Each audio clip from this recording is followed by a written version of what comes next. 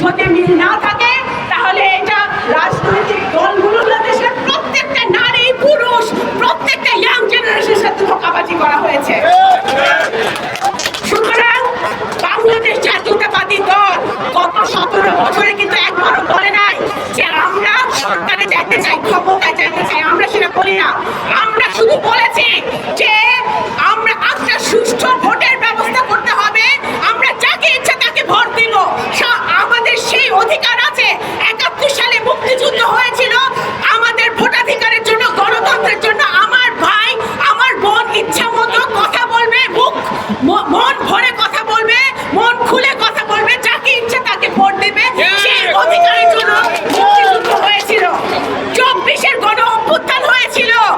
এই বিএনপি সহ সকল ছাত্র সমাজ এবং গার্জিয়ানরা, বাবা মারাও মাঠে নেমেছিল এই দেশে গণতন্ত্র দেখার জন্য, ভোটাধিকার দেখার জন্য।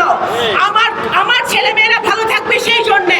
কিন্তু আজকে যা করা হচ্ছে, আপনারা আইন শৃঙ্খলার অবনতি, আমাদের কোনো মানুষের নিরাপত্তা নাই, কোনো জায়গায় কোনো ব্যবসা বাণিজ্য হচ্ছে না, কোনো কর্মসংস্থান হচ্ছে না।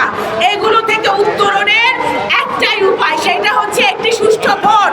আজকে ডক্টর মোহাম্মদ ইউনূস উনি অত্যন্ত সম্মানীয় একজন ব্যক্তি। ওনার নেতৃত্বে যে অন্তর্বর্তীকালীন সরকার আছে, এই সরকার যদি একটি সুষ্ঠু ভোট ফেব্রুয়ারি মাসের প্রথমার্ধে দিতে ব্যর্থ হয় এবং ডিসেম্বরে শিডিউল ঘোষণা করতে যদি তাদের কোনো রকম গড়িমসি হয়, তাহলে আমরা বুঝে নেব যে ক্ষমতার লোভ তাদেরকেও পেয়ে বসেছে। আজকে আমি একটা কথা বলে শেষ করতে চাই।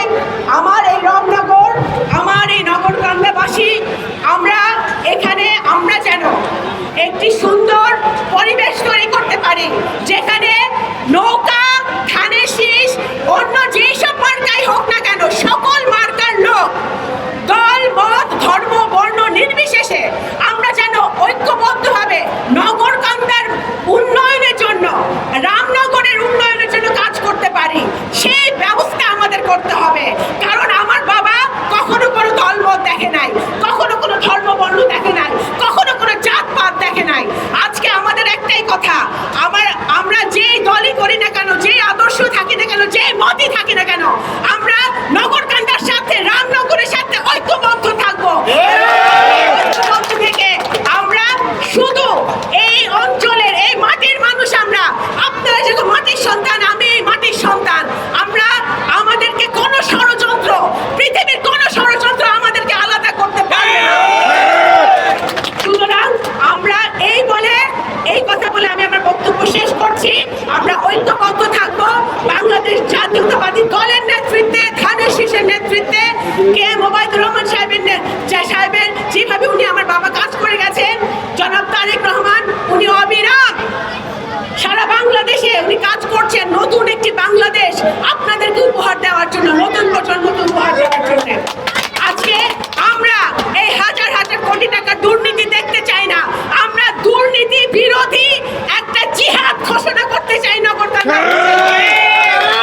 আমি আজকে আপনাদের উদ্দেশ্যে বলতে চাই, ভবিষ্যতে আমি এখনই বলছিলাম, আলোচনা করছিলাম, ভবিষ্যতে আমরা আরো খেলা দিব, ক্রিকেট খেলা, ফুটবল খেলা, আমাদের ছেলেরা মেয়েরা আরো খেলবে এবং সেই সাথে এই খেলাগুলো হবে মাদক বিরোধী, দুর্নীতি বিরোধী, খেলা এবং মাদক বিরোধী খেলা। সমাজে আমরা একটি সুন্দর, স্বচ্ছ, মানবিক সমাজ আমরা নগরকান্দা তথা বাংলাদেশে করতে চাই। অসংখ্য ধন্যবাদ। বাংলাদেশ জাতীয়তাবাদী দল জিন্দাবাদ, গজারিয়া ফুটবল স্পোর্টিং ক্লাব জিন্দাবাদ, শহীদ জিয়া অমর, বেগম খালেদা জিয়া জিন্দাবাদ, তারেক রহমান জিন্দাবাদ।